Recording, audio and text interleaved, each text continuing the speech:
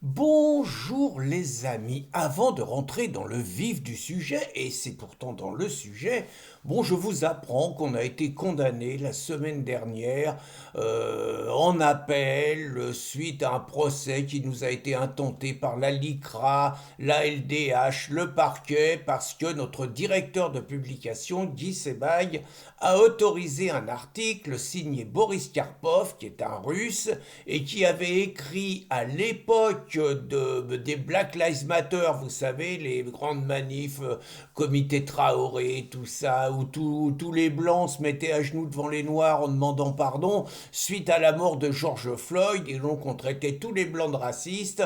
Donc Karpov avait écrit que c'était pas demain la veille, je crois qu'il avait écrit que les nègres feraient la loi en Russie. Nègre n'est pas un mot raciste, je vous rappelle qu'on parle de la négritude assez fréquemment, même si on n'a plus le droit d'appeler un bouquin les 10 petits nègres, même si on n'a plus le droit d'acheter un gâteau qui s'appelle la tête de nègre. Bon, nègre, c'est quand même pas un mot raciste. Il paraît qu'on a incité à la haine et au racisme. Donc, on se prend près de 10 000 € d'amende, je crois. On a décidé d'aller en cassation. On va châtaigner jusqu'au bout, on verra. Donc, je vous dis ça parce que, très franchement, l'article de Karpov, c'est de la rigolade et je vais vous expliquer ça par rapport à ce qu'on pouvait dire sur un plateau de télévision il y a 40 ans et sur un plateau de Bernard Pivot. Alors je vous explique comment j'en suis arrivé là.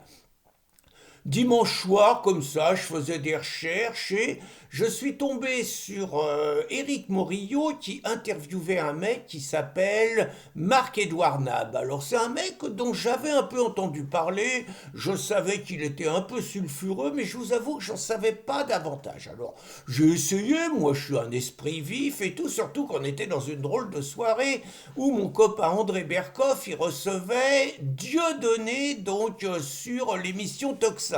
Et je trouve que André, qui a bientôt 85 piges, il a fait preuve de panache en invitant Dieudonné, en discutant amicalement avec lui, sans se sentir obligé, en mettant le doigt sur certains sujets où Dieudonné a quand même été plus que contestable à certains moments. Mais j'aimais bien cet échange qu'il y avait entre les deux hommes. Et donc je reviens et là on tombe sur Nab. Alors là c'était apparemment encore pire que Dieudonné, d'après ce que j'ai compris. Alors plusieurs choses. Nab, c'est un mec aujourd'hui qui est apparemment à plus de 65 ans, 66, 67.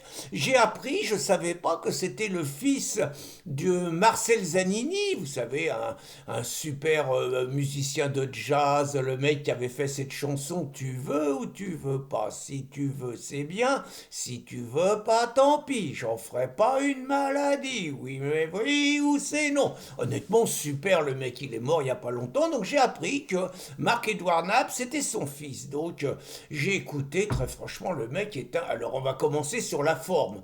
Le mec est imbuvable. Le mec est insupportable. Il a un melon comme ça. Morillo, il a eu du mal à en placer une, alors que c'est quand même lui qui est censé animer le débat. Et le gars, on sent que c'est un égocentrique pathologique. On sent qu'à part lui, c'est tous des cons. Bon, vous voyez, sur la forme, le mec est d'une arrogance, d'une insolence, d'une condescendance avec les autres insupportable, vraiment. Alors bon, j'ai compris que le gars était un provocateur, j'ai compris qu'il se voulait l'écrivain maudit, j'ai compris que ça faisait 15 ans qu'il était plus invité sur aucun plateau, j'ai compris qu'il avait été proche de Tadei à un moment, j'ai compris qu'il avait été proche de Soral et de Dieudonné à un autre moment, j'ai compris qu'il était pote avec Ardisson, bon j'ai à peu près compris, puis j'ai quand même approfondi. Et alors j'ai quand même écouté sur ce qu'il a dit avec Morillo.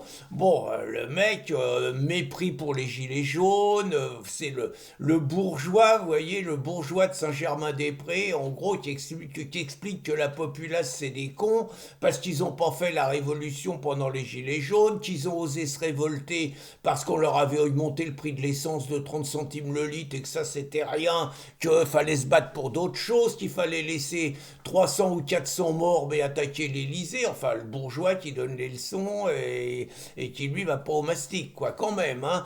Bon, il dit du mal du professeur Raoult, bon, en disant que c'est un escroc et que bah, le mec covidiste, quoi, carrément, alors que tous les faits montrent quand même l'escroquerie du covidisme. Il est à fond là-dessus, puis j'ai creusé. Bon, tout ce que je vois sur le mec, je peux pas le saquer, quoi. Il incarne tout ce que je déteste. Alors j'ai approfondi. J'ai donc vu que le gars c'était un palestinos fou et un ennemi d'Israël, mais un ennemi de la civilisation occidentale, mais qu'aussi il méprisait la France, il méprisait les Français, qu'en gros le mec son fond de commerce, c'est qu'il joue les provocateurs en poussant le bouchon très loin, seul contre tous, et que manifestement il n'a pas de tabou, avec malgré tout des idées et des provocations. Par exemple, le mec le 11 septembre, il raconte youpi, c'est un acte extraordinaire, l'impérialisme s'effondre, honneur aux martyrs qui ont foutu leur avion dans les tours, enfin bon, c'est ce genre-là.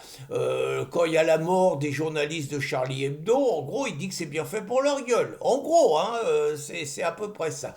Le mec, il va bien sur les juifs, sur les noirs, on sent qu'il a aucun tabou, et donc, bah, je suis allé chercher un peu plus loin et je suis tombé sur une émission, c'était en 1985, et c'était une émission de Bernard Thibault, apostrophe, où vraiment j'ai redécouvert, mais c'est incroyable, ça fait un peu penser aux émissions de Pollack également, c'est-à-dire tout ce qu'on pouvait dire dans ces années-là sur les plateaux de télévision. Honnêtement, Marc-Édouard Nab, qui était invité, est au sommet de sa provocation. Il a ses lunettes rondes. Le gars est bon, hein, le gars a un sens de la répartie. Il a une grande culture. Il sait mettre minable les bien-pensants. Il n'a pas de tabou. Il n'a pas de limite. Il est bon. Il traite, oh là, parmi les trucs que j'ai entendus, je crois qu'il a traité la LICRA de pourriture proxénète ou des trucs comme ça, parce qu'il joue sur l'Holocauste. Enfin bon, les juifs, je vous dis pas les juifs qui profitent de l'Holocauste, enfin, le mec il va bien. Et ce qui est extraordinaire, vous regarderez, c'est que Bernard Pivot lui faut une paire royale. Il anime le truc, il laisse faire le débat, bon, il met des grands en face qui allument bien Nab, mais très franchement, l'autre, il a, le môme, hein, je crois qu'il a 25 ans à l'époque, il a une super répartie, puis bon, on sent qu'il jouit à provoquer, quoi, il jouit à jouer aux méchants, à jouer à l'écrivain maudit et tout, et je trouve extraordinaire, alors parce qu'on voit la semaine d'après, Bernard Pivot qui fait une mise au point sur tout ce qui s'est dit, alors...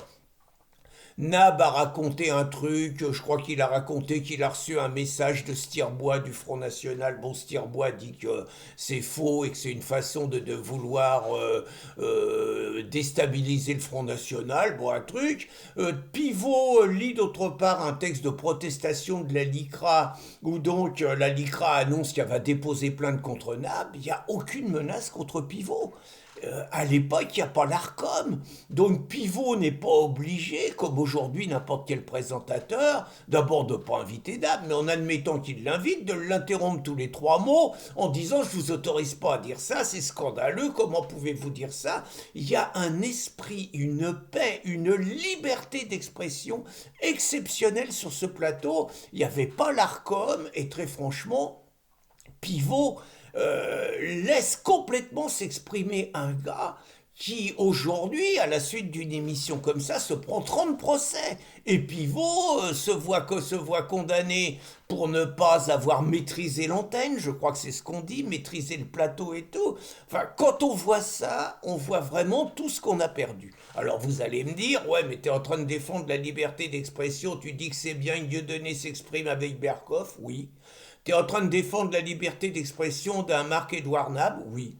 Oui, parce que je préfère, et j'avais beaucoup aimé, vous allez me dire, toi qui dis du bien de Sarkozy, on aura tout vu, j'avais beaucoup aimé lors du procès de 2006 les caricatures de Charlie Hebdo, où Sarkozy avait défendu Charlie Hebdo en expliquant qu'il préférait un excès de liberté à un excès de censure. Eh bien, je crois que Nicolas Sarkozy avait absolument tout résumé, et moi je préfère un pays où même on peut entendre les pires saloperies que peut sortir un Marc-Édouard Nab et le démolir, l'allumer par derrière, plutôt qu'un pays qui sombre vers la dictature du politiquement correct et la judiciarisation du débat comme on est en train de le constater. Je vous invite vraiment à regarder l'émission de Bernard Pivot, c'est exceptionnel et ça nous rend nostalgiques 40 ans plus tard. Bonne journée les amis!